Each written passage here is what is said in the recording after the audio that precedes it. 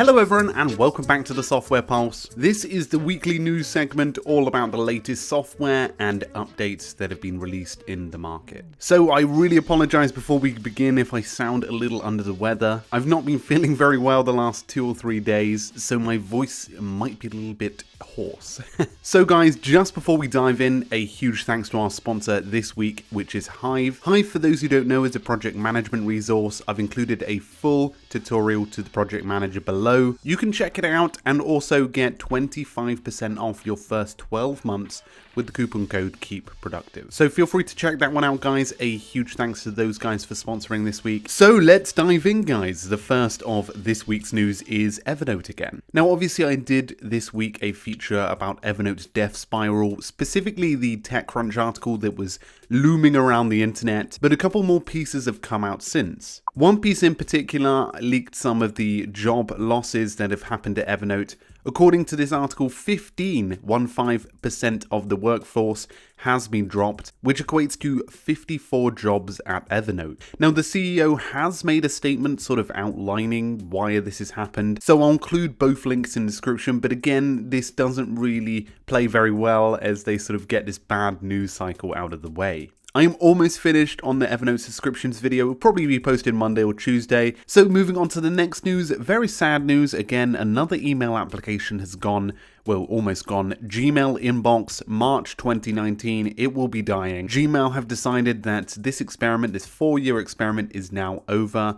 This is something that I sort of had in the back of my head anyway. Slowly, in the latest release of Gmail, they obviously included a lot of features like snooze and a couple of the visual features that Inbox had, and now Inbox doesn't really have that much relevance. So of course, although it is sad to see it go, it will be going in March 2019, so just to let you know. In other news, MacPaw have also released Clean My Mac X. This is the 10th anniversary of MacPaw, and they are celebrating with the X edition. Bear Notes has also released a brand new edition, Bear 1.6. This is one of their most recent updates, and it's quite exciting. Literally released the other day. It includes some of the Siri shortcuts, which we'll be speaking about near the end of this video.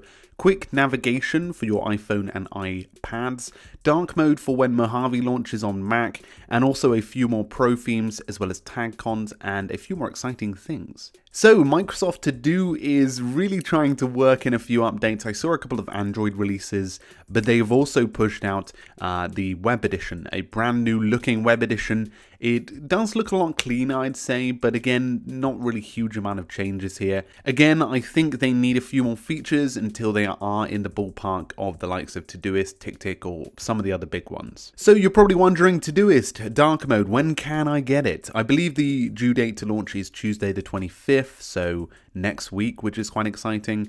You can get dark mode available on iOS, Android, and pretty much every other device. It will roll out, and I've got an article waiting. I'll have an article waiting on Keep Productive blog if you're looking to work out how to activate. So guys, Notion have released a smaller update. I believe it's at 1.7, but they haven't actually put the number out on their blog. Basically, it focuses on the relations in the database, allowing you to connect up important databases and make it a bit more interactive when you're planning out stuff visually. They've also introduced page locks, which is very helpful in case you're sharing new things. So for example, if you don't want anyone to edit it or you just want it to be a static page, then you can do so. That actually makes a lot of sense. They've also introduced a host of new code block languages, as well as the ability to improve the view on hidden column boards inside of Notion. So guys, of course, we know that iOS 12 was released this week. I believe it was Monday or Tuesday. I can't really remember now. They all blended into one when I'm ill. So I do have a video coming about the iOS 12 productivity features, some of the smaller things they've added. It's more of what people are saying as a sort of speedier update. So they've focused on the sort of stability of the platform.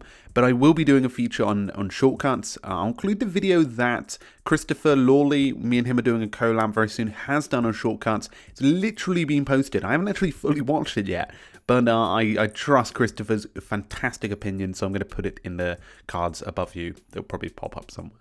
I will also be bringing in a Zapier, depends on how you say it, expert very soon, to be doing a feature all about how to set up your own process there. So guys, a few final updates.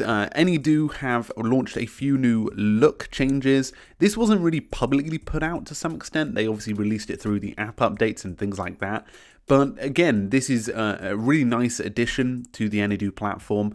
I will be doing a refreshed review of Any.Do very, very soon on the channel. So do stay tuned if you want to know all of the lovely updates. So Newton, for those who don't know, is closing next week, later next week. It's going to be a very sad day, mainly because, you know, for me, I worked with the Newton team for 2 years. Amazing product, amazing team. But naturally, it will be closing down. So if you're looking for Newton alternatives, feel free to check out the blog as well as the video I've done. And finally, although slightly not productive or productivity app focused, Headspace have a new edition called Sleep.